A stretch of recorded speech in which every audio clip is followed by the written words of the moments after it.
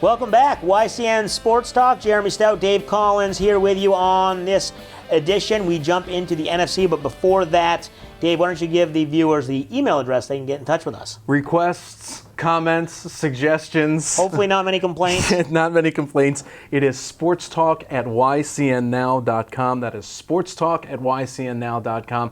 Tell us what you'd like us to talk about. And also, if you have any memorabilia to donate, we'll get to that in our next segment. Please, feel free. We're like a flea market. Bring it on in. We'll take anything. Well, maybe not. Okay, so let's jump into the NFC. We'll start with the NFC East, where the Giants and Eagles both won last week.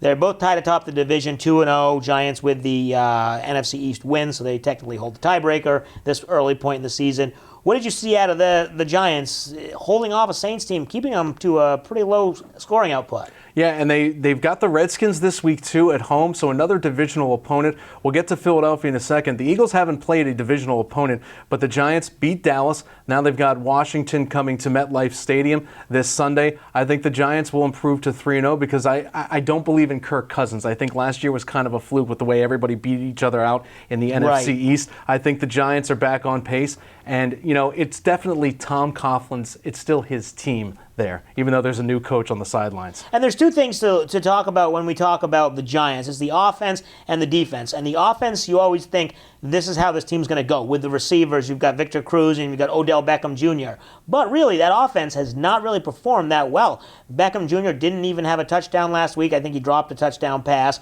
So you can say they're getting into the rhythm. Eli Manning hasn't looked as well as he could. But you've got to give credit to this defense because they've been able to pick this offense up, especially against the Saints team, who, although they don't score a tremendous amount on the road, it's still Drew Brees slinging it back there. Well, you know, we talked about the Patriots in the segment before with Brady to Gronkowski. Maybe both of those guys will be back week 4, week 5. I think Eli Manning is happy to have all his receivers back on the line with him. My biggest concern in the offseason was, you know, Eli's really never had that injury so far. What's going to happen with the offensive line? But so far through the first 2 games, they've held true and protected him. Yeah, and they've been doing their job. They're 2-0, as we said. So really, it's not a big concern. You just like to see a little bit more to those teams. But they're 2-0. You play who you play, and you beat who you can beat. So the Eagles beat who they've beat, and 2 teams that really are probably the bottom third at best, maybe the bottom 2 teams in the league, the Browns, and then Monday night against the Bears. Well, is it fair to say that the Eagles are a good team and they just happen to have these 2 teams, or should we wait a little while until the Eagles play a good team this week? Well, this is their huge test at home, 425 against the Pittsburgh Steelers. There's already rumors that Carson Wentz's new nickname is Wentzylvania. Well, you got to beat the Steelers, your cross-state rival, first.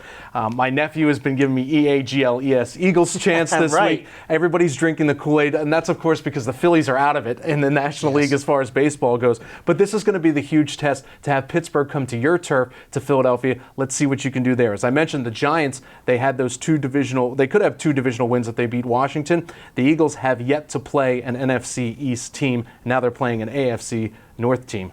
And I don't think it's that big of a deal if the Giants or if the Eagles lose this week. I think it's not great and it doesn't look great, but they're going up against a good team, veteran-led team, a defense that is going to be coming after Carson Wentz. So it's almost like, okay, you beat the 2 teams you're supposed to. So you can't say there's anything wrong with the Eagles, but let's wait, and it's a wait and see. If they lose to Pittsburgh, okay. If they can keep it competitive, I think that's okay. I don't think they have to beat Pittsburgh because it's not a division game. So it doesn't really set them back as much. Sure, you're going to be a game behind the Giants if they win, and we'll make those picks later in the show, but I don't think you have to come out and win. You know, two teams that do need to win, the Green Bay Packers. They are hosting Detroit this week, and also the Seattle Seahawks hosting San Francisco, who is just a mess. So Detroit and San Francisco, they don't know what they're getting into right now, but the Packers and Seahawks both need a win this week to prove that they're still atop their divisions like they were the past few years. Okay, so Seahawks, what's wrong with them, if anything? I don't know. Or is it just playing the Rams? They seem to lose every year, whether playing a St. Louis Rams team or a Los Angeles Rams team.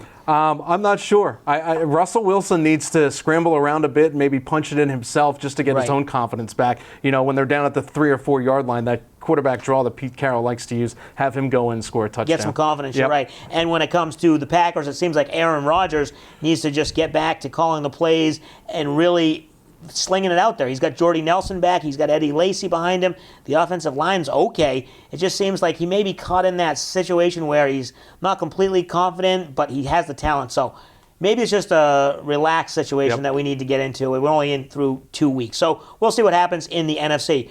We're going to take a break. We'll come right back. We'll talk about the Red Sox on the baseball diamond. They look like they may be wrapping up the American League East maybe this week and hopefully heading to the playoffs with some momentum. We'll come right back. You're watching YCN Sports Talk.